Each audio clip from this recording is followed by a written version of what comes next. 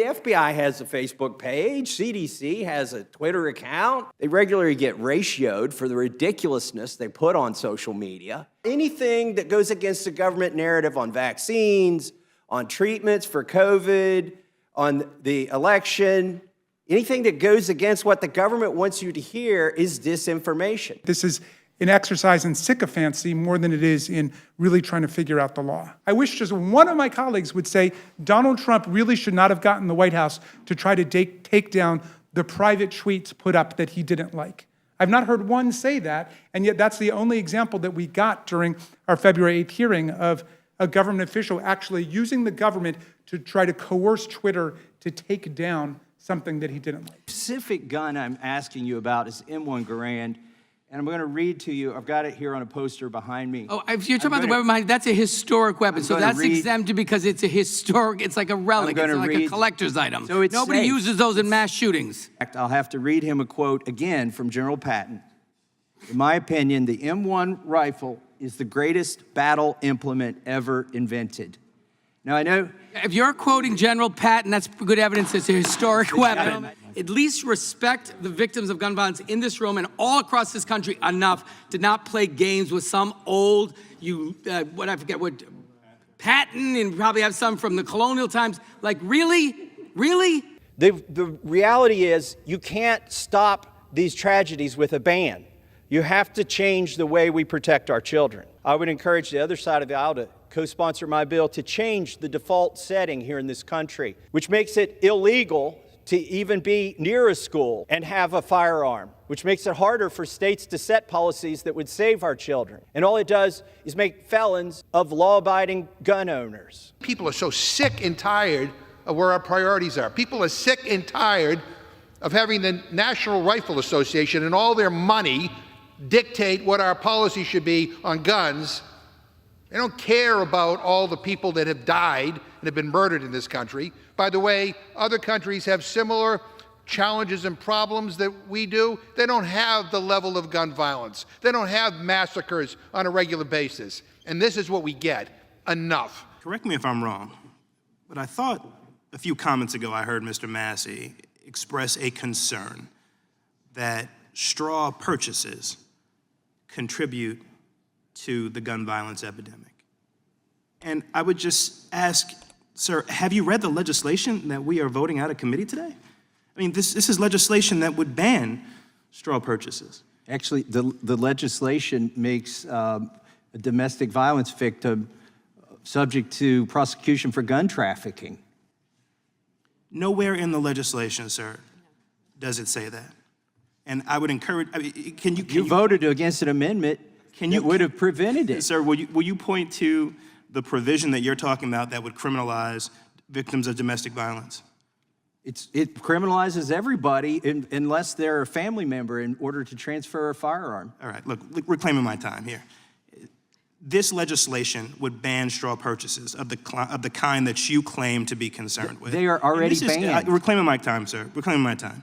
And so this goes to the heart of the matter, which is that you guys are trying to avoid taking any responsibility whatsoever for the role that your inaction and your opposition to what we are trying to do today has played in continuing the status quo. I also want to, I also want to address another issue that has come up today, because I don't want to allow my Republican colleagues to claim that gun violence prevention is a state or local issue. The truth is, our gun laws are only as strong as our weakest state's laws. We need to set a federal floor for that reason. The people of my home state of New York pay the lethal price for the reckless policies of GOP states across the country. 76% of traced guns used in crimes that cross state lines came from states without background check laws. For New Yorkers, that means the, quote, iron pipeline. Guns smuggled up the I-95 corridor from the south. In New York City, 90% of guns recovered at a crime scene came from out of state. So gun violence doesn't respect state or city borders. In New York City, that means children shot and killed walking around their neighborhoods. Thank you, Mr. Amash. Mr. Chairman, there's not a single climate denier in this room The climate was different yesterday, it was different 10,000 years ago, and it's going to be different 10,000 years from now, whether there's a human on this planet or a domesticated animal. There is not a climate denier in this room. But I think there are some photosynthesis deniers. I think there are some natural climate deniers. I've noticed in Secretary Kerry's testimony here, it's 3 pages, single-spaced, doesn't even mention the words anthropogenic or man-made. I think it's an attempt to conflate man-made climate change with the natural climate change that is occurring. Let me read a sentence here from your testimony, Mr. Kerry. In fact, sea levels on the East Coast are rising twice as fast as the global average. Wow, how does that happen? Thanks to uneven ocean temperatures and geology. Well, what are we going to do to stop geology? Can you explain how that works, Secretary Kerry? How does the average global sea level differ from the sea level on the East Coast? Temperature of the water itself and the geology of the water, that it's able to be higher in one place, lower in another. And those are anomalies. But just coming back to the denial Could it also, thing, let me go to this next. You said that it's sinking. You said it's sinking in the sentence before that the land is sinking. You can't change that. That's geological. That's on a geological time scale. What is the rate of sea level change? Let's go with global average. What is the rate of sea level change? Short answer, please. Use any units you prefer. it's in centimeters, percentage of centimeters on an annual basis. Okay, that's close. But they're predicting, you see, but whoa. It's millimeters. No, but you have to, It's millimeters. Let's set the record straight Congressman, here. if you It's don't want millimeters, genuine and truth here, I swear to tell the truth. Let's Okay. listen to the truth. Go for it. The truth is that what's happening is there is anthropogenic, absolutely major contribution, which all of the 97% of the scientists have agreed on. Mankind is contributing to and making the increase. There's 100 different models, and they all disagree. Which one are they have No, consensus on? there are different models, that's correct. And sometimes there are differences in the 97% about what model's more correct or less correct, but they don't disagree on the fundamental contribution of human beings to what is happening today. And the fact is that no one can predict with absolute certainty what the rate of the melt-off of the Greenland ice sheet will be. If the Greenland ice sheet melts completely, which is entirely possible now, there are scientists who assert there's an entire river. I've been up on that glacier. I've looked down through a hole 100 feet deep. You see an entire river rushing unbelievably fast underneath it. People are afraid that that river is going to act like a slide and take a whole portion of that ice sheet one day. We lost a portion of the West Antarctic ice sheet just in the last years, the size of the state of Rhode Island, and another one is about to break off. This is it's the going House, to not melt. the Senate. We got 5 minutes. But Congressman, the one thing you need to understand is... Let me finish and set the record straight. You said it was in centimeters per year. It's millimeters per year, the highest claims that I've seen. Maybe 3, 4, 5 millimeters per year. Are you aware of what the sea level change has been in the last 15,000 years, the average in millimeters per year? No, not the average. It's about 7 millimeters a year. It was 100 meters lower 15,000 years ago. Mr. Chairman, I asked but we didn't have unanimous 7 consent. billion I'm people sorry, I'm on. asking you. We didn't have 7 billion people on the planet unanimous back then. consent. Already put it in. Right. Go ahead. To submit for the record, sea level rise modeling handbook from the USGS. So, look. Also, I want to ask you about CO2 as well, because I think we got some. If you want an answer to it, because I'd like to answer the one we were just talking about. I've got 45 seconds, but I think I might get some more time later. I want to ask you, since we're talking about anthropogenic, what has been the anthropogenic effect on the climate? How has that affected crop yields in the United States over the last 50 years per acre? How has that affected what?